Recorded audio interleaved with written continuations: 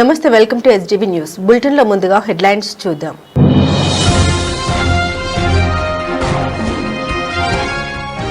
రాయలసీమ ప్రకాశం జిల్లాలో ఉద్యాన రంగ అభివృద్ధిపై సీఎం చంద్రబాబు సమీక్ష.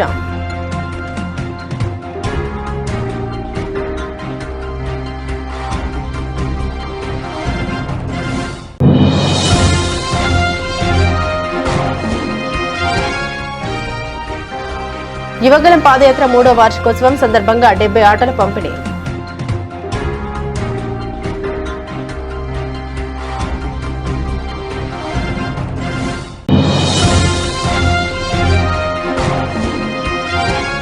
నగరంలోని ఎంజీ రోడ్డు ఇందిరాగాంధీ మున్సిపల్ స్టేడియంలో నిర్వహించిన డ్రగ్స్ పై దండయాత్ర కార్యక్రమాన్ని ప్రారంభించిన మంత్రి Satyakumar Yadav, collector Lakshmisha, Vijayawada MP.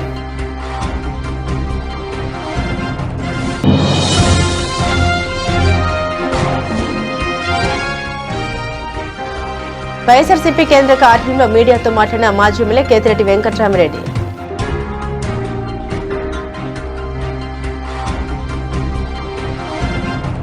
Global మార్కెట్లో డిమాండ్కు అనుగుణంగా ఉద్యాన ఉత్పత్తులు పండించాలని ముఖ్యమంత్రి చంద్రబాబు నాయుడు అధికారులకు సూచించారు. దానికి అనుగుణంగా అభివృద్ధికి ప్రణాళిక చేపట్టాలని ఆదేశించారు.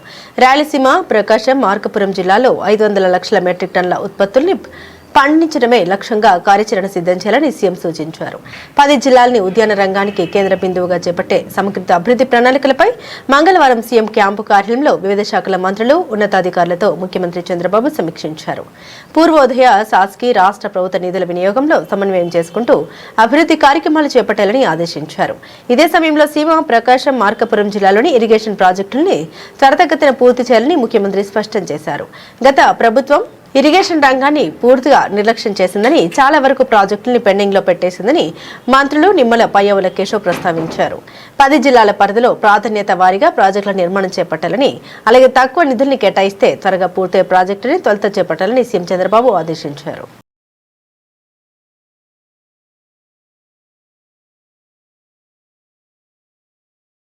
రాష్ట్రాన్ని డ్రగ్స్ రహితంగా మార్చేందుకు కూటమి ప్రభుత్వం పెద్ద ఎత్తున కార్యక్రమాలు నిర్వహిస్తుంది. డ్రగ్స్ పై యుద్ధం చేయాలన్న ఆలోచనకు 3 ఏళ్ల కిందట లోకేష్ చేపట్టిన యువగలం పాదయాత్రలోనే బీజం పడిందని వెల్లడించారు.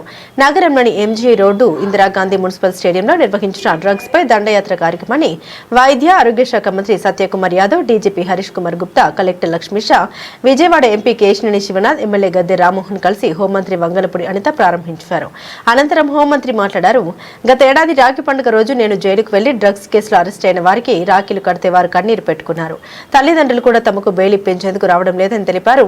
డ్రగ్స్ కు దూరంగా ఉండాలంటూ 34 రోజుల పాటు ఎన్టీఆర్ జిల్లా వ్యాప్తంగా అవగాహన కల్పించేందుకు సైకిల్ యాత్ర చేపడతామని ముందుకొచ్చిన 5 మహిళా పోలీసులే నిజమైన సెలబ్రిటీలు, వారికి సెల్యూట్ అని అనిత అన్నారు. డ్రగ్స్ పై యుద్ధం చేయాలన్న ఆలోచనకు 3 ఏళ్ల కిందట లోకేష్ చేపట్టిన యువగలం పాదయాత్రలోనే బీజం పడిందన్నారు.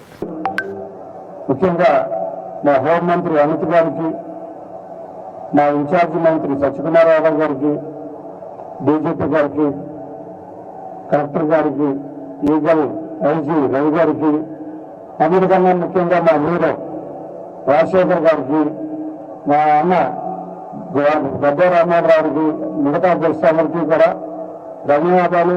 ఇక్కడికి వచ్చిన చిన్నారులందరికీ కూడా కంగ్రాచులేషన్ చెప్తున్నాం. ఎందుకంటే ఇవాళ ఎన్టీఆర్ ఒక 5 మహిళలు చక్కగా ఎన్టీఆర్ జిల్లాలో ఉన్న ప్రతి గ్రామానికి వెళ్ళి అవేర్నెస్ గా సైక్లింగ్, పెడలింగ్ తో వెళ్ళటం చాలా ఆనందంగా ఉంది. మన విజయవాడ అంటేనే ఎప్పుడు కూడా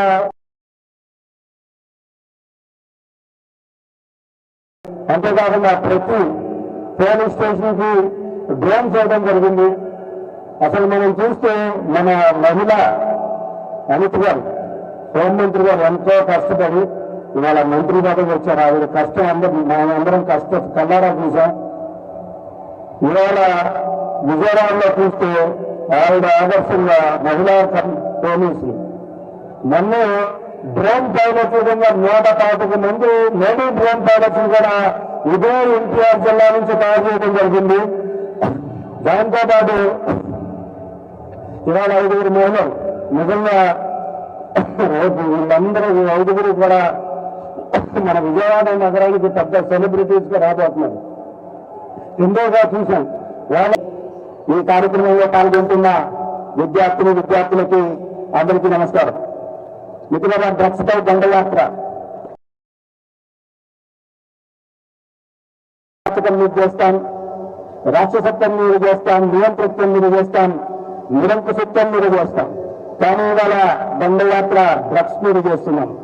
ఈ అన్యాయం, అరాచకత్వం, నియంతృత్వం, నిరంకుశత్వం, రాక్షసత్వం ఈ సమాజానికి ఎంత నష్టం చేస్తాయో అంతే నష్టం సమాజానికి డ్రగ్స్ కూడా చేస్తాయనే విషయాన్ని మనం అర్థం చేసుకోవాల్సింది. దానికి ఒక మంచి కార్యక్రమం. పోలీస్ అనేది ఉద్యోగం కాదు, పోలీస్ అనేది నా బాధ్యత అని మరొకసారి ఆంధ్రప్రదేశ్ రాష్ట్ర ప్రభుత్వానికి, ఆంధ్రప్రదేశ్ రాష్ట్ర ప్రజలకు చెప్పడానికి సిద్ధపడ్డ కమిషనరేట్ విజయవాడ వారికి ప్రత్యేకంగా ధన్యవాదాలు, నమస్కారాలు తెలియజేసుకుంటున్నాను. యువగలం పాదయాత్ర 3వ వార్షికోత్సవం సందర్భంగా కేవలం సంబరాలు మాత్రమే కాకుండా కార్మిక కుటుంబాలకు ఉపాధి కల్పించి ఆర్థికంగా అండగా ఉండాలనే లక్ష్యంతో 70 ఆటోలను పంపిణీ చేస్తున్నామని రాష్ట్ర కార్మిక శాఖ మంత్రి వాసంశెట్టి సుభాష్ తెలిపారు. స్థానిక బీఆర్టీఎస్ రోడ్డు శారదా కాలేజ్ వద్ద విద్యాశాఖ మంత్రి నారా లోకేష్ యువగలం పాదయాత్ర 3 సంవత్సరాలు పూర్తయిన సందర్భంగా మంగళవారం కేక్ ని కట్ చేసి సంబరాలు జరుపుకున్నారు. అనంతరం కార్మిక సోదరులకు ఆటోల పంపిణీ కార్యక్రమాన్ని AP building and other construction workers advisory committee chairman Gottumukkala Raghuramaraju ఆధ్వర్యంలో ఘనంగా నిర్వహించారు. ఈ సందర్భంగా ఏర్పాటు చేసిన కార్యక్రమానికి రాష్ట్ర కార్మిక శాఖ మంత్రి వాసంశెట్టి సుభాష్ ముఖ్య అతిథిగా పాల్గొని మాట్లాడారు. కూటమి ప్రభుత్వం కార్మికులకు అండగా ఉంటూ వారికి ఉపాధి కల్పించాలనే లక్ష్యంతో ఆటోలు అందించడం జరుగుతుందన్నారు. AP BOC WA chairman Raghuramaraju ఆధ్వర్యంలో జరిగిన ఆటోల పంపిణీ కార్యక్రమాన్ని ఈ సందర్భంగా కొనియాడారు.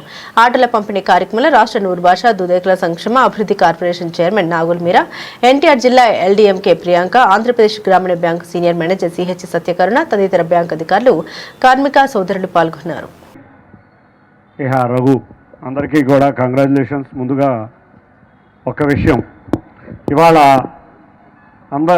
ఈ గత చీకటి ప్రభుత్వంలో ఈరోజు మన యువనేత నారా లోకేష్ గారి పాదయాత్ర ద్వారా ఆ చీకటి ప్రభుత్వాన్ని పారదోలిన యాత్ర ఈ యువగలం పాదయాత్ర. ఈ యువగలం పాదయాత్రలో ఎంతోమంది యువకులు, రఘు గారిలాగా కానీ లేకపోతే సుభాష్ గారిలాగా కానీ ఎంతోమంది యువకులు నారా లోకేష్ గారి వెంట నడిచి ఇవాళ రాష్ట్రంలో అమాత్యులుగా లేకపోతే రకరకాల కార్పొరేషన్లుగా లేకపోతే ఎంపీలుగా మేమందరం ఉన్నామంటే ఆ రోజు నారా లోకేష్ గారి ప్రారంభించిన యువగలం పాదయాత్ర ద్వారానే మేము రాజకీయంలో ఇక్కడ నిలదొక్కున్నామని మనందరికీ తెలియజేసుకున్నాం. ఆ రోజు ఆయన వెళ్ళటానికి ఉన్న పరిస్థితులు చూస్తే చాలా భయంకరమైన పరిస్థితులు. మేమందరం ఉన్నప్పుడు ఆయన మాట్లాడటానికి స్టూల్ కూడా ఇవ్వాల ప్రభుత్వం, ఆఖరికి మైకు లాగేసుకుంది. అయినా కూడా మైక్ లేకున్నా కూడా స్టూల్ లేకపోయినా కూడా ఆయన పాదయాత్ర నిరంతరం సాగించి ఎన్నో కేసులు పెట్టారు. నిజంగా ఎమర్జెన్సీ రోజులు ఎట్లా ఉంటాయో మనకు తెలియదు, కానీ అక్కడ పాదయాత్రలో మేమందరం చూసాం. ఎందుకంటే నేను అర్బన్ అధ్యక్షుడిగా ఉన్నప్పుడే టీఎన్టీసీ అర్బన్ అధ్యక్షుడిగా ఉన్నాడు రఘు.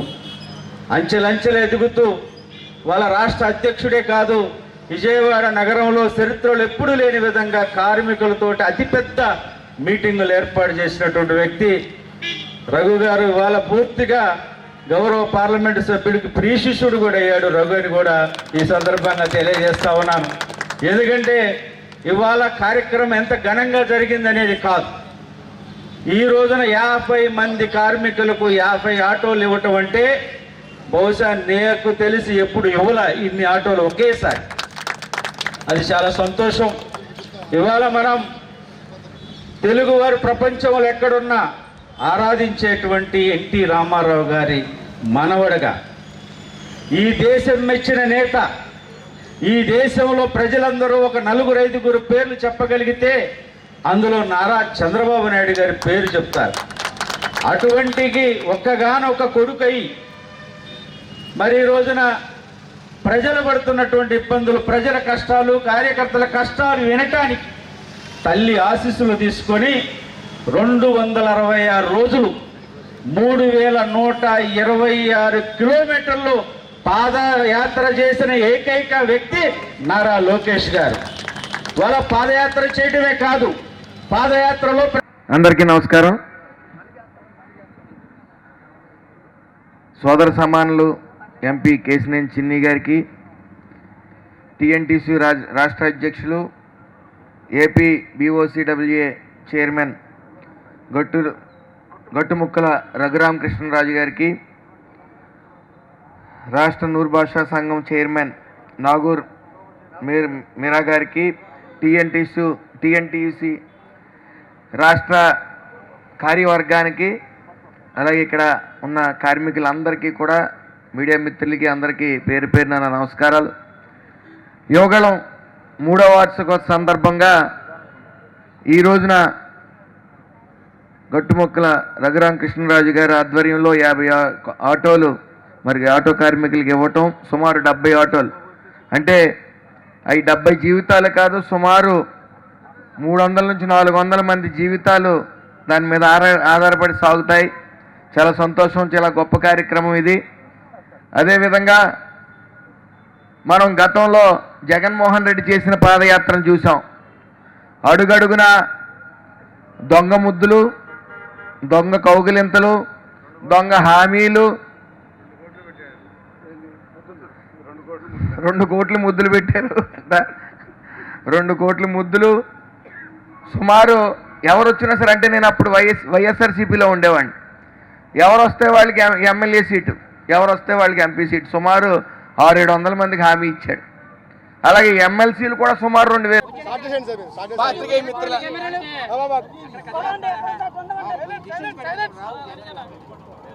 పాత్రికేయ మిత్రులందరికీ నమస్కారం.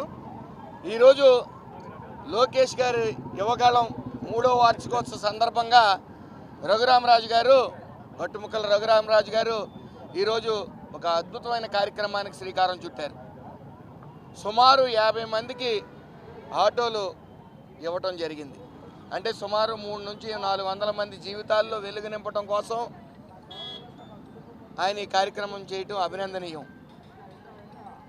మరి యువగళం విషయానికి వస్తే 132 కిలోమీటర్లు, 226 రోజులు, 97 కాన్స్టిట్యున్సీలు తిరిగి యువతకున్న సమస్యలు, నిరుద్యోగుల సమస్యలు, అలాగే కార్మికుల సమస్యలు, ప్రజల సమస్యలు తెలుసుకుంటూ మరి ఈ రోజున సుమారు ఈ సంవత్సరం 9 నెలల పాలనలో, 19 నెలల పాలనలో మరి జరుగుతున్న అభివృద్ధి, సంక్షేమం, అలాగే వెల్లువలో వస్తున్న పెట్టుబడులు కారణం అని మనం చెప్పవచ్చు.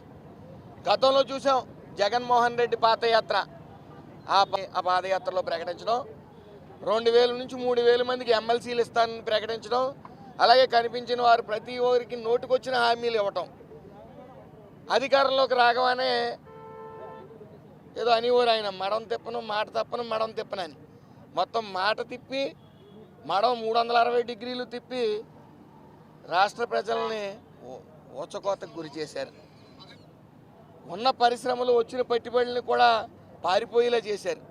మరి ఈ ప్రభుత్వం, ఈ మంచి ప్రభుత్వం, ఈ ఎన్డీఏ కూటమి మరి రాగానే సుమారు 30 లక్షల కోట్ల పెట్టుబడులు తీసుకురావడం జరిగింది. అంటే 24 లక్షల ఉద్యోగాలు ఇవ్వడానికి సర్వం సిద్ధంగా ఉన్నారు. ఈ రాష్ట్రంలోనే యువకులు కాకుండా ఇతర రాష్ట్రాల నుంచి కూడా వచ్చి ఇక్కడ ఉపాధి కల్పించే పరిస్థితి ఈరోజు రాష్ట్రంలో తీసుకుని వచ్చారు.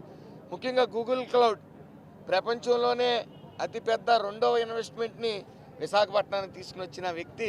అనేక రాష్ట్రాలు పోటీ పడుతుంటే మరి నారా లోకేష్ గారు చాకచక్యంగా మన రాష్ట్రానికి తీసుకొచ్చారని సగౌరవంగా తెలియజేసుకోవచ్చు. పాదయాత్రలో ఇచ్చిన ప్రతి హామీ కూడా ముఖ్యంగా కార్మికుల పట్ల ఉన్న సమస్యల్ని, వాళ్ళకి ఇచ్చిన హామీలన్నీ కూడా మేనిఫెస్టోలో చేరినాయి అంటే అది రఘురామరాజు గారని మనం సగౌరవంగా చెప్పచ్చు. ఈయన సుమారు సంవత్సరాల తరబడి కూలీల కోసం, అలాగే కార్మికుల కోసం నిరంతరం బస్సు యాత్ర చేశారు.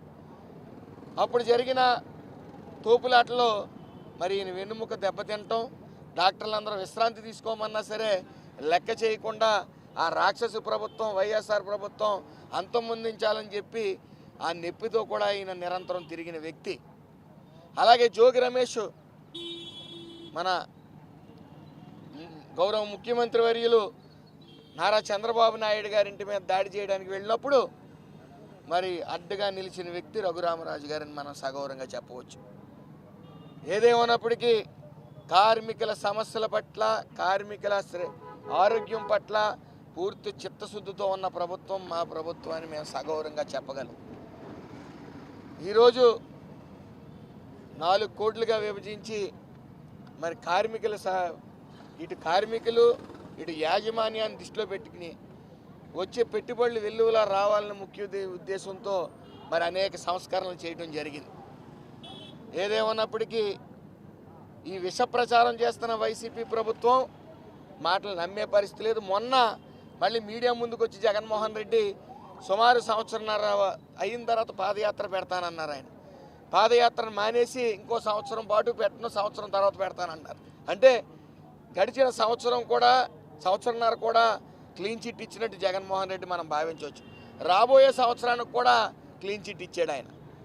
అయితే ప్రజల మధ్యకి పాదయాత్రలో రావడానికి భయపడ్డాడు. అంటే ప్రజలందరూ సంతోషంగా ఉన్నారని ఆయన భావించాడు.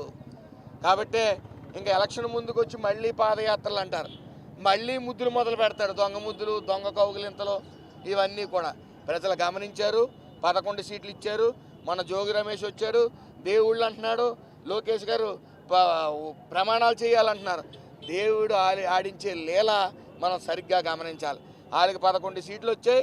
జోగి రమేష్ 83 రోజులు జైల్లో ఉన్నాడు. 8 + 3 = 11. ఎక్కడికి వెళ్ళిన వాళ్ళు 11 వేధిస్తుంది. రాబోయే కాలంలో ఒక్క సీటుకే పరిమితం అవుతారని మనం ఖచ్చితంగా చెప్పగలం. ఏదేమైనప్పటికీ ఆ విషవృక్షం, వైసీపీ వృక్షం, ఏళ్ళు, కొమ్మ, ఆకులు, ఎండాకులు కూడా విషమయమయ్యి విషాన్ని జల్లుదామని ప్రయత్నిస్తూ ఉంది. ప్రజలు ఎవరు నమ్మరని చెప్పి నేను ఖచ్చితంగా తెలియజేసుకుంటూ, రానున్న కాలంలో ఈ రాష్ట్రం ఆంధ్ర రాష్ట్రం సువర్ణ ఆంధ్ర రాష్ట్రంగా తీర్చిదిద్దేందుకు చంద్రబాబు నాయుడు గారు, లోకేష్ గారు, పవన్ కళ్యాణ్ గారు కృషి చేస్తూ ఉన్నారు. అది సాధ్యం కూడా. Thank you. ఓకేనా? మీడియా మిత్రులందరికీ నమస్కారం. 2023 జనవరి 27వ తారీఖున ఈ రాష్ట్ర రాజకీయాలని మార్పుకి పునాది పడిన రోజు. యువగళం నవగళమై, ప్రజాగళమై, ప్రజాహితం కోసం మా యువనాయకుడు నారా లోకేష్ గారు 226 రోజుల పాటు 297 మండలాల్లో 2207 గ్రామాల్లో 3126 కిలోమీటర్లు ఆయన పాదయాత్ర జరిగింది. ఆ పాదయాత్రలో ఆనాటి ప్రభుత్వం అడుగడుగున అడ్డంగా సృష్టించిన మైకి ఇవ్వకపోయినా, స్టూల్ లాక్కున్నా, దేనికి భయపడకుండా ప్రజా సంక్షేమం కోసం, ప్రజల సమస్యలు తెలుసుకోవడం కోసం మా నాయకుడు ఆ రోజు పాదయాత్ర చేపట్టడం జరిగింది. మధ్యలో మా ఆరాధ్య దైవం చంద్రబాబు నాయుడు గారి అక్రమ అరెస్టు సందర్భంగా కొన్ని రోజులు గ్యాప్ ఇచ్చిన పాదయాత్రని విశాఖపట్నం ముగించే వరకు కూడా ప్రజలందరూ కూడా బ్రహ్మరథం పట్టారు. అది 3వ సంవత్సరం సందర్భంగా ఈరోజు మేము టీఎన్టీసీ పక్షాన 50 మంది కార్మికుల కుటుంబాలకు ఆటోలను ఇవ్వడం జరిగింది. డౌన్ పేమెంట్ని ఏదైతే మార్జిన్ మనీ ఉంటుందో ఆ మార్జిన్ మనీ మేము కట్టి, మిగతాది ఆంధ్రప్రదేశ్ గ్రామీణ బ్యాంక్ సహకారంతో వాళ్ళకి తక్కువ ఈఎంఐ వచ్చే విధంగా ఏర్పాటు చేసి వాళ్ళ కుటుంబాలు మెరుగుపరచడం కోసం 50 మంది కుటుంబాలకి ఈరోజు ఆటోలు ఇవ్వడం జరిగింది. ఈ సందర్భంగా ఆంధ్రప్రదేశ్ గ్రామీణ బ్యాంక్ వారికి ధన్యవాదాలు కృతజ్ఞతలు తెలియజేస్తూ ఉన్నాం. అదేవిధంగా లీడ్ బ్యాంక్ మేనేజర్ గారికి కూడా ధన్యవాదాలు తెలియజేస్తూ ఉన్నాం. అదేవిధంగా దీనికి పూర్తి సహకారం ఇచ్చినటువంటి మా పార్లమెంట్ సభ్యులు కేసీఆర్ చిన్ని గారికి కానివ్వండి. ఈరోజు ఈ రాష్ట్రంలో కార్మిక మార్గం అంతా కూడా ఇంత ఆనందంగా ఉండే కారణం కార్మిక శాఖ మంత్రి సుభాష్ గారు. ఆయన నిరంతరం కూడా కార్మికుల పక్షాన, కార్మికుల కోసం అధికారులతో మాట్లాడుతూ అనేక పథకాలని రూపొందిస్తూ ఉన్నారు. అతి త్వరలో ఎవరు ఊహించిన విధంగా మహిళా ఉద్యోగినిపై 1.5 కాలంగా అత్యాచారం, బెదిరింపులు, మానసిక హింసకు పాల్పడ్డ రైల్వే కోడూరు జనసేన ఎమ్మెల్యే అరవ శ్రీధర్ చర్యలు అత్యంత దుర్మార్గమని వైసీపీ మహిళా విభాగ రాష్ట్ర అధ్యక్షురాలు ఎమ్మెల్సీ వరదు కళ్యాణి మండిపడ్డారు. తాడపల్లిలోని వైఎస్ఆర్సీపీ కేంద్ర కార్యాలయంలో మీడియాతో మాట్లాడిన ఆమె కూటమి ప్రభుత్వంలో మహిళలకు రక్షణ లేకుండా పోయిందని, అధికార మదంతో ఎమ్మెల్యేలు మహిళల జీవితాలతో చెలగాటం ఆడుతున్నారని ధ్వజమెత్తారు. రైల్వే కోడూరు జనసేన ఎమ్మెల్యే ప్రభుత్వ విప్ అరవ శ్రీధర్ కీచక పర్వం దేశం మొత్తం చూసిందన్నారు. ఆయనపై విడుదలైన వీడియోలు జుగుప్సాకరంగా ఉన్నాయన్నారు. ఒక మహిళా ఉద్యోగిని ట్రాప్ చేసి లోబర్చుకుని అత్యాచారం చేయడం, గర్భవతి అయ్యాక అబార్షన్ చేయించడం, బెదిరింపులు, దాడులు చేయడం చూశాం. ఈ ఘటన చూస్తే కూటమి ఎమ్మెల్యేలు ఎంత బరితెగించారో అర్థమవుతుందన్నారు. జనసేన ఎమ్మెల్యే అతను ప్రభుత్వ విప్ కూడా అరవ శ్రీధర్ అనే వ్యక్తి కీచక పర్వం మనం చూసాం. ఎంత జుగుప్సాకరంగా అతను వ్యవహరించిన వీడియోలు బయటికి రావడం జరిగింది. నిజంగా ఆ వీడియోస్ చూస్తే ఈ రాష్ట్రంలో ఉన్న మహిళలందరూ సిగ్గుతో తలదించుకున్నారు. అంత దారుణంగా అతను వ్యవహరించాడు. ఒక మహిళని, అది ఒక ప్రభుత్వ ఉద్యోగిని ఎంత దారుణంగా లోబర్చుకున్నాడు, ట్రాప్ చేశాడు, మోసం చేయడమే కాకుండా 5 సార్లు అబార్షన్స్ చేయించడం, బెదిరించడం, కొట్టడం, అంటే ఎంత బరి తెగించి ఈ కూటమిలో ఉన్న ఎమ్మెల్యేలు వ్యవహరిస్తున్నారో ఈ సందర్భంలో మనకు అర్థమవుతుంది. ఇలాంటి సంఘటనలు గత కొన్ని నెలలుగా ఈ కూటమి ప్రభుత్వం అధికారంలోకి వచ్చాక పదే పదే మనం వింటూ ఉన్నాము, చూస్తూ ఉన్నాము. దీనికి ఒకటే కారణం నాకు అనిపిస్తూ ఉంది, ఏంటంటే ఈ కూటమిలో ఉన్న ఎమ్మెల్యేలకు గాని, తెలుగుదేశం పార్టీ జనసేన నాయకులకు గాని, వాళ్ళ కార్యకర్తలకు గాని ఇలాంటి తప్పుడు పనులు చేస్తే శిక్షిస్తుంది ప్రభుత్వము అనే భయం లేని పరిస్థితి. అందువల్ల ఈ విధంగా బరి తెగించి విచ్చలవిడిగా మహిళల జీవితాలతో వీళ్ళు ఆడుకుంటూ ఉన్నారు. మొన్ననే చూసాం ఆ మినిస్టర్ సంధ్యారాణి పిఏ వ్యవహారంలో ఎంత దారుణంగా ఒక ప్రభుత్వ ఉద్యోగి అయిన మహిళను మోసం చేసి లోబర్చుకొని అతను వేరే వాళ్ళకు కూడా తాచడానికి ప్రయత్నిస్తే ఏమైనా న్యాయం జరుగుతుందేమో అని చెప్పి అందరూ ఆశించడం జరిగింది. నెల రోజుల తర్వాత చూస్తే ఎవరైనా నిందితుడు జైల్లో కూర్చుంటాడు, కానీ ఈ కూటమి ప్రభుత్వంలో ఆ బాధితురాలు జైల్లో కూర్చుంది. అలాంటి దారుణమైన పరిస్థితులు ఈ రాష్ట్రంలో నెలకొని ఉన్నాయి. మరి ఇలాంటి సంఘటనలు జరుగుతూ ఉంటే తప్పు చేసిన వాళ్ళని ఈ కూటమి ప్రభుత్వంలో శిక్షించకపోతే మరి ఇలాంటి వాళ్ళు ఇలాంటి తప్పుడు పనులు చేయక ఏం చేస్తారు?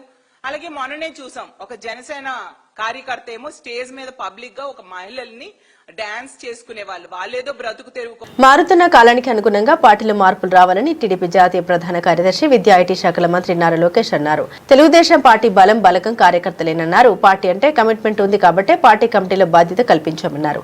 దేశంలో అభివృద్ధి సంక్షేమానికి బ్రాండ్ అంబాసిడర్ చంద్రబాబు అని అనేక పరిశ్రమలు ఏపీకి వస్తున్నాయంటే కారణం చంద్రబాబు అని కొనియాడారు. మంగళగిరి టీడీపీ కేంద్ర కార్యాలయంలో పార్లమెంట్ కమిటీ వర్క్ షాప్ ను టీడీపీ రాష్ట్ర అధ్యక్షులు పల్లా శ్రీనివాసరావుతో కలిసి మంత్రి ప్రారంభించారు. ఈ శిక్షణ తరగతులకు ఇటీవల నియమించిన 25 పార్లమెంట్ నియోజకవర్గాల అధ్యక్ష ప్రధాన కార్యదర్శులతో పాటు కమిటీ సభ్యులందరూ హాజరయ్యారు. ముందుగా ఎన్టీఆర్ విగ్రహానికి పూలమాలలు వేసి నివాళులర్పించారు, జ్యోతి ప్రజ్వలన చేశారు. అనంతరం మంత్రి నారా లోకేష్ మాట్లాడుతూ ఈ సమావేశానికి విచ్చేసిన అందరికీ శుభాకాంక్షలు తెలిపారు. పార్టీ అంటే కమిట్మెంట్ ఉన్నవారు కనుకనే ఈరోజు పార్టీ కమిటీలో బాధ్యత కల్పించడం జరిగిందన్నారు.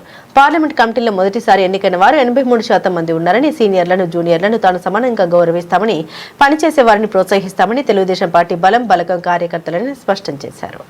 నాయకత్వం జోహార్ అన్న ఎన్టీఆర్, జోహార్ అన్న ఎన్టీఆర్. నానా ఇక్కడ చంద్రబాబు నాయుడు గారి నాయకత్వం ఒకటే ఉంటుంది.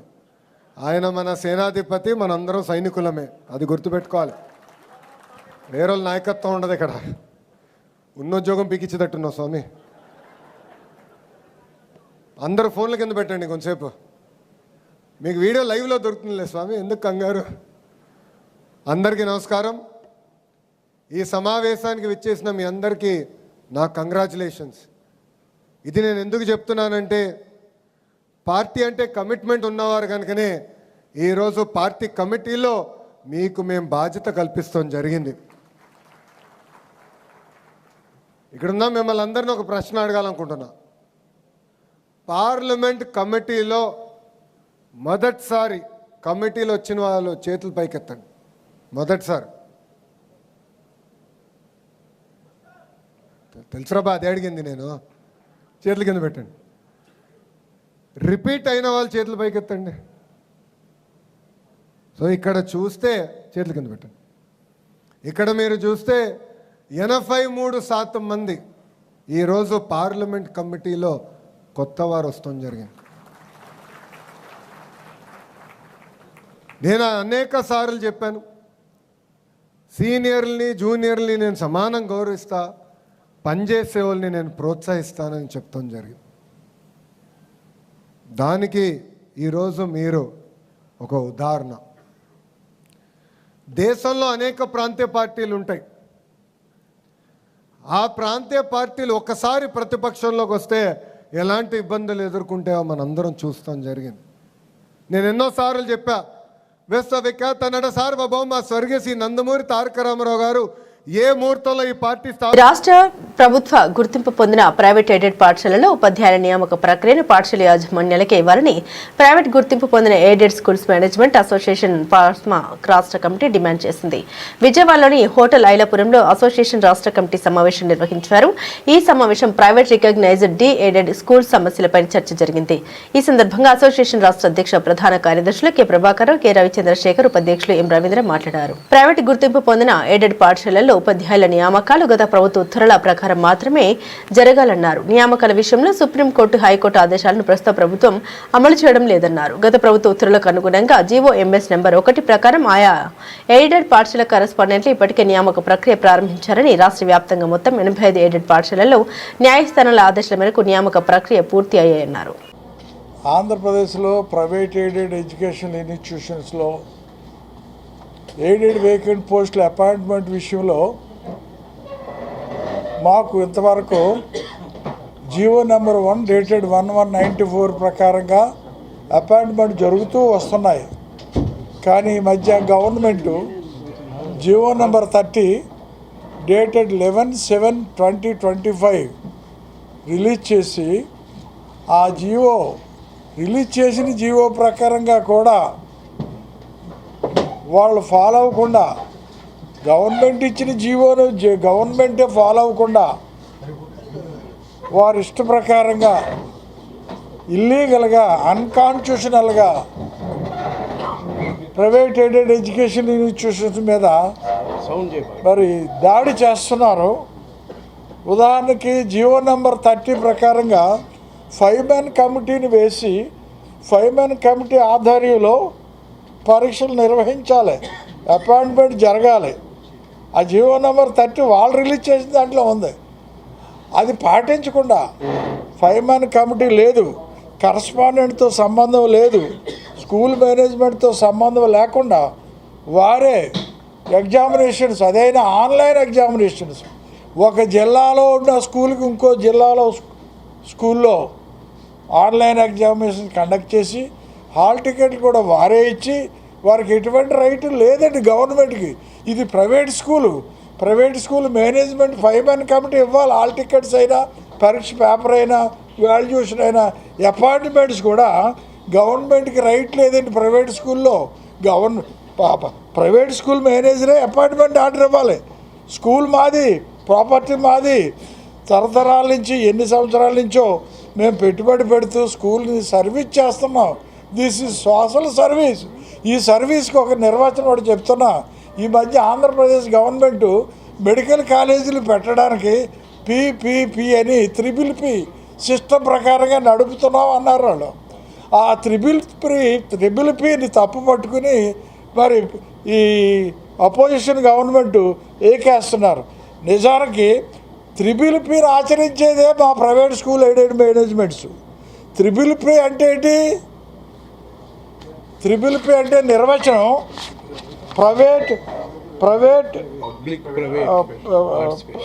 Public private partnership.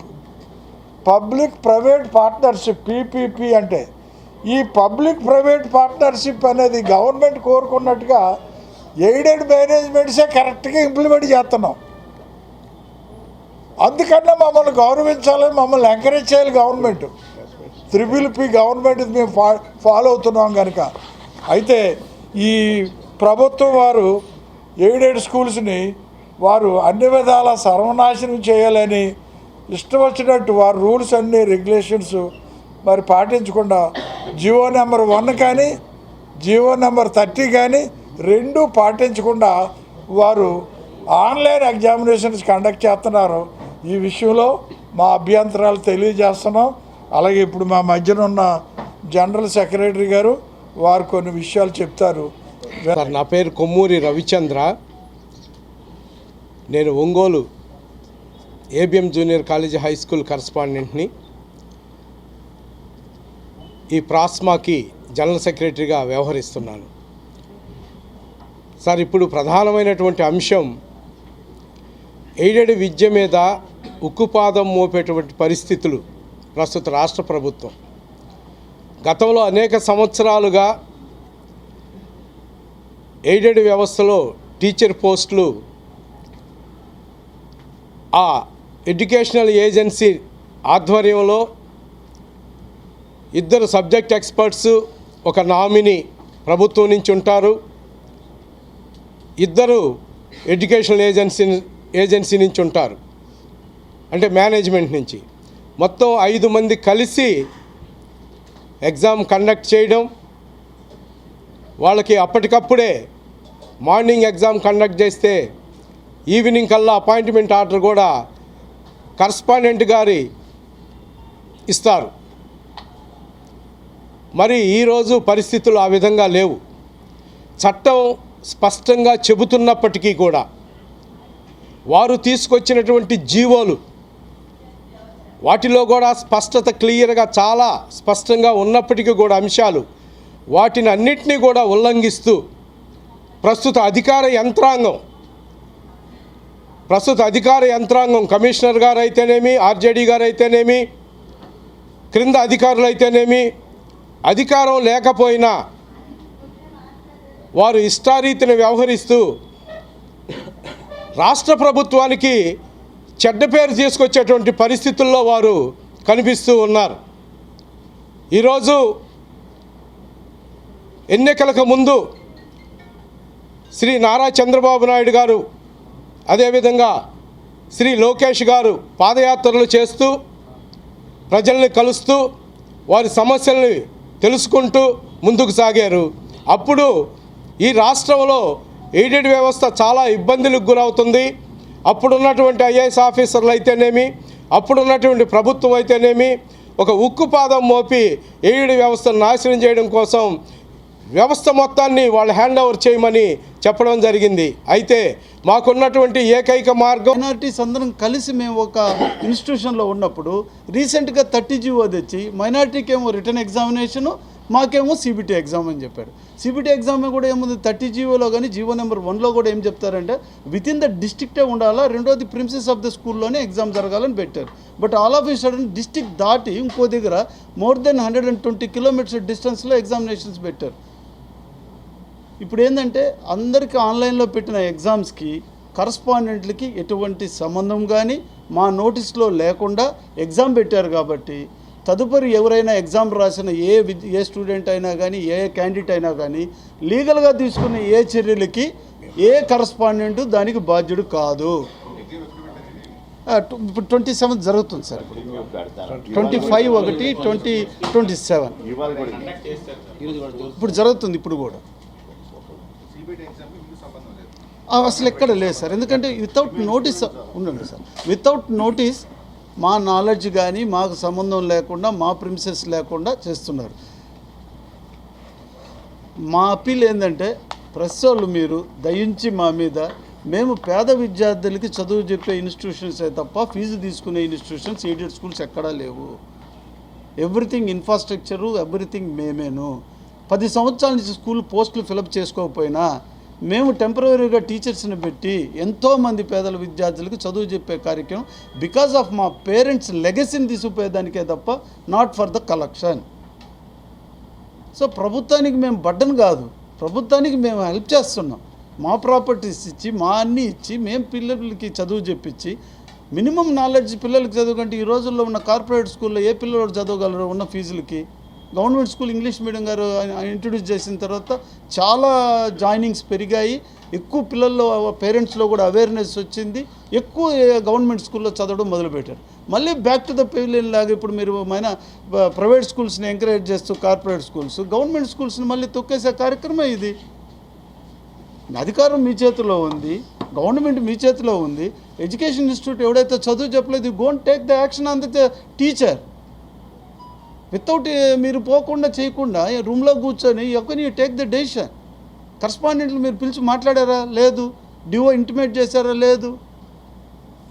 They are behaving like ఎవరికి ఒక చీఫ్ క్లర్క్, మన అటెండర్ని చూసినట్టు చూస్తున్నారు కరస్పాండెంట్. మేమేది మీకు చెప్పేది? అసలు వాట్ వై యూర్ కనెక్టెడ్? మేము కాదు, మేము పెట్టుకుంటాం ఎగ్జామ్, మా ఇష్టం అది. అందుకని వాళ్ళ ఇష్టం, వాళ్ళు పెట్టుకున్నారు ఎగ్జామ్, అది మాకు విల్లింగ్ కాదు. కోర్టు మాకు ఆర్డర్ ఇచ్చింది, కోర్టు ఎగ్జామిన్ మీకు అన్ని ఎవ్రీథింగ్ అప్ టు డేట్ మీకు ఇచ్చాం. మా సైడ్ నుంచి ఫేవర్ చేయమని కాదు, మా పక్కన న్యాయం ఉంటే మీరు మాకు పత్రికా విలేకరులందరూ సపోర్ట్ చేయండి. మేము చేసే తప్పు అయితే you point out, definitely will rectify, will go forward. దాంట్లో ఓపెన్ అంతే. ఏపీ రాజధాని అమరావతి నిర్మాణానికి భూములు ఇచ్చిన రైతులకు జనవరి 29న మలి విడత ప్లాట్ల కేటాయింపు జరగనుంది. సిరాక్సిస్ రోడ్డు నిర్మాణం కోసం భూములు ఇచ్చిన రైతులకి లాటరీ విధానం ద్వారా ప్లాట్లు కేటాయించనున్నారు. ఈ మేరకు నిబంధన ప్రకారం పూర్తి పారదర్శకంగా అమరావతి నిర్మాణానికి భూములు ఇచ్చిన రైతులకు జనవరి 29న మలి విడత ప్లాట్ల కేటాయింపు జరగనుంది. ఈ లాటరీ పద్ధతిలో ఈ ప్రక్రియను చేపట్టనున్నారు. అయితే ముందుగా ఈ నెల 28న లాటరీ నిర్వహించాలని ప్రణాళిక ఉండగా దాన్ని 29వ తేదీకి వాయిదా వేశారు సిఆర్డీ అధికారులు. సిరాక్సిస్ రోడ్డు అమరావతి నగరానికి ముఖ్యమైన కనెక్టివిటీ ప్రాజెక్ట్. ఈ రోడ్డు నిర్మాణానికి భూములు ఇచ్చిన రైతులకు రిటర్నబుల్ ప్లాట్లు ఇవ్వాలని ప్రభుత్వం హామీ ఇచ్చింది. ఇటీవల జనవరి 23న రైతులకు లాటరీ ద్వారా భూములు కేటాయించిన విషయం తెలిసిందే. గతంలో భూ సమీకరణ ఉన్న ప్రాంతాల్లో భూములు వచ్చిన రైతుల్లో కొందరు తమకు వేరే చోట భూములు ఇవ్వాలని కోరారు. దీంతో ఈ లాటరీ ప్రక్రియను అనుసరించడంతో పలువురు రైతులు అభ్యంతరాలు తెలిపారు. అయితే వాటిని కూడా పరిగణలోకి తీసుకున్న సిఆర్డీ అధికారులు ఈ నెల 29న మరోసారి పూర్తి స్థాయిలో ఈ లాటరీ ద్వారా తుది విడతలో ఫ్లాట్లను కేటాయిస్తామని పేర్కొన్నారు.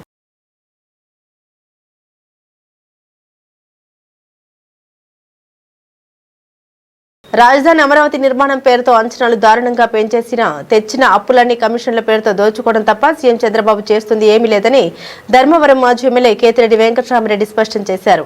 రాజధాని ప్రాంతంలో నిత్యం జరుగుతున్నది కంప చెట్లు తొలగించడం, గుంటల్లో నీరు తోడే పనులు మాత్రమేనని ఆయన తెలిపారు. మొదటి దశ భూ సమీకరణలో భూములిచ్చిన రైతులకు ఫ్లాట్లు ఇవ్వకుండా రెండో దశ భూ సమీకరణకు పూనుకోవడం దారుణమని తేల్చి చెప్పారు.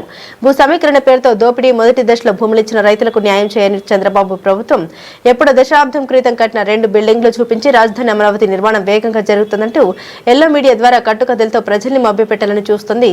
పాత పనులకు అంచనాలు పెంచేసి మళ్లీ టెండర్లు పిలిచి దోపిడీ చేస్తున్నారు. రాజధానికి మొదటి విడతలో భూములిచ్చిన రైతులకు ఇంతవరకు ఫ్లాట్లు ఇచ్చిన పాపన పోలేదు. సిఆర్డీఏ కార్యాలయానికి వెళ్లిన అధికారులు వారిని పట్టించుకోవడం లేదు. ఈ నేపథ్యంలో మళ్లీ రెండో దశ భూ సమీకరణ పేరుతో మరింత దోపిడీకి ప్రభుత్వం శ్రీకారం చుట్టింది. మార్పు మొదలైంది అనే పెద్ద బ్యానర్ హెడ్డింగ్తో రిపబ్లిక్ డే హెడ్డింగ్ పెట్టి ఇచ్చిన, రిపబ్లిక్ పెరేడ్ హెడ్డింగ్ పెట్టి. దీంట్లో బాగా చూస్తే కన్నా వెనకల ఒక 2 బిల్డింగ్లు ఎప్పుడో 14 నుంచి 19 టైంలో మొదలుపెట్టిన 2 బిల్డింగ్లు మొదలుపెట్టి దాన్ని ఇప్పుడేదో కొత్తగా కట్టినట్టు, కొత్తగా ఈ ప్రాంతమంతా అభివృద్ధి చెందుతున్నట్టు ఒక మభ్యపెట్టే ప్రయత్నం ఈ ప్రభుత్వం చేస్తుంది. ఓవరాల్గా మా రాయలసీమ ప్రాంతం అంటే ఎలాగో నిర్లక్ష్యానికి గురైపోయింది. ఇప్పటికీ కూడా ఇబ్బందికరమైన పరిస్థితులు మా ప్రాంతంలో ఉంది అని చెప్పేసి నేను పలు విధాలుగా కూడా ఈ ప్రభుత్వాన్ని ప్రశ్నించడం జరిగింది. ఇక్కడున్న కూటమి నేతలకు అందరికీ. మాతో పాటు వెనుకబడి జిల్లాని శ్రీకాకుళం, విజయనగరము ఇలాంటి ప్రాంతాల్లో తీరా చూస్తే అమరావతి అని, క్యాపిటల్ అని, ఇక్కడ ఏదో జరిగిపోతుందని ప్రజలందరినీ కూడా మభ్యపెట్టే ప్రయత్నం ఈ కూటమి ప్రభుత్వం చేస్తుంది. ఈరోజు చూసినామంటే మార్పు మొదలైంది, డెఫినెట్గా మార్పు మొదలైంది, జనాల్లో మార్పు మొదలైంది. జనాలు తెలుసుకునే ప్రయత్నం చేస్తున్నారు ఏం జరుగుతుందో అని చెప్పి. రాష్ట్రం మళ్ళీ కోలుకుంటుందని, కోలుకోవటం లేదైనా నిజానిజాలు తెలుసుకునే ప్రయత్నం చేస్తుంది. ఎందుకంటే మనకు అందరికీ తెలిసినదే రాజధాని ప్రాంతంలో ఎటువంటి అవినీతి కార్యక్రమాలు జరిగినాయో. కిలోమీటర్కి 180 కోట్ల రూపాయలతో యాక్సిస్ రోడ్డు అనుసంధానం కావచ్చు, వరద నివారణకు ఎత్తిపోతల ద్వారా ఏ విధంగా దోపిడీ జరిగిందో మనందరికీ తెలిసినదే. అదేవిధంగా ఇప్పటికీ 47,000 కోట్ల రూపాయలకు సంబంధించిన అప్పు తీసుకొని వచ్చే కార్యక్రమం చేస్తూ అది ఏ విధంగా పనుల రూపంలో, పర్సెంటేజ్ రూపంలో ఏ విధంగా ఇక్కడ దోపిడీ గురవుతోందో మనమందరం కూడా మన కళ్ళెదుటే కనపడుతున్న అంశం. ఇవన్నీ వదిలేయండి, రాజధాని ప్రాంతంలో ఇప్పటికే మొదటి విడతలో ఇచ్చిన భూములు ఇచ్చిన రైతులకు వారి పరిస్థితి అతిగతి లేని పరిస్థితులలో ఇక్కడ రైతాంగం కానీ, ఇక్కడ ప్లాట్లు ఇచ్చిన రైతులు ఉన్నారు. రోజు మేము చూస్తూ ఉంటాం, సిఆర్డీ ఆఫీస్కి పోయినామంట, మేము అక్కడ 3 రోజులు, 6 రోజులు, 7 రోజులు ఎదురు చూస్తున్నాము, ఎవరే కానీ మమ్మల్ని పట్టించుకున్న దాఖలాలు లేవు అని చెప్పేసి రైతుల యొక్క బాధను చూస్తూ ఉంటాం. ఇక్కడ వారికి వాళ్ళ భూమి ఇచ్చిన తర్వాత వాళ్ళ ప్లాట్లు ఎక్కడ వస్తాయో తెలియదు, ఏమొస్తాయో తెలియదు. మమ్మల్ని అంటే ఇగ్నోర్ చేసినారు. మా ప్రాంతాన్ని అంతా కూడా ఏ విధంగా భ్రష్టు పట్టించాలో ఆ విధంగా భ్రష్టు పట్టించినారు. ఇక్కడ మిమ్మల్ని నమ్మి చేసిన వాళ్ళకు మీరేం చేస్తున్నారో అర్థం చేసుకోండి. ఈరోజు నిన్న చూస్తే ఆశ్చర్యకరమైనది ఏంటంటే రాజధాని 2వ దశ దానిలకు 709 చదరపు కిలోమీటర్లతో మాస్టర్ ప్లాన్. అంటే లక్ష. బులెటిన్ ముగించే ముందు హెడ్లైన్స్ మరోసారి.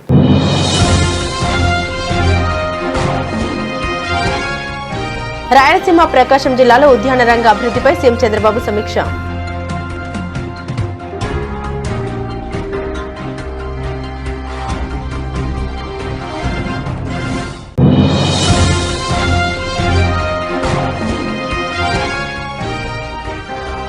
యువగలం పాదయాత్ర 3వ వార్షికోత్సవం సందర్భంగా 70 ఆటల పంపిణీ.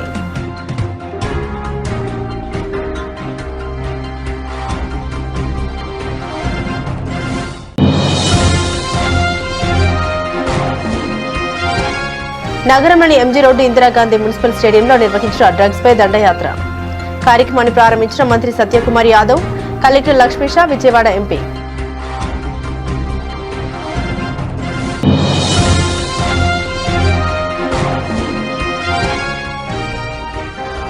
వైఎస్ఆర్సీపీ కేంద్ర కార్యాలయంలో మీడియాతో మాట్లాడిన మాజీ ఎమ్మెల్యే కేతిరెడ్డి వెంకట్రామిరెడ్డి.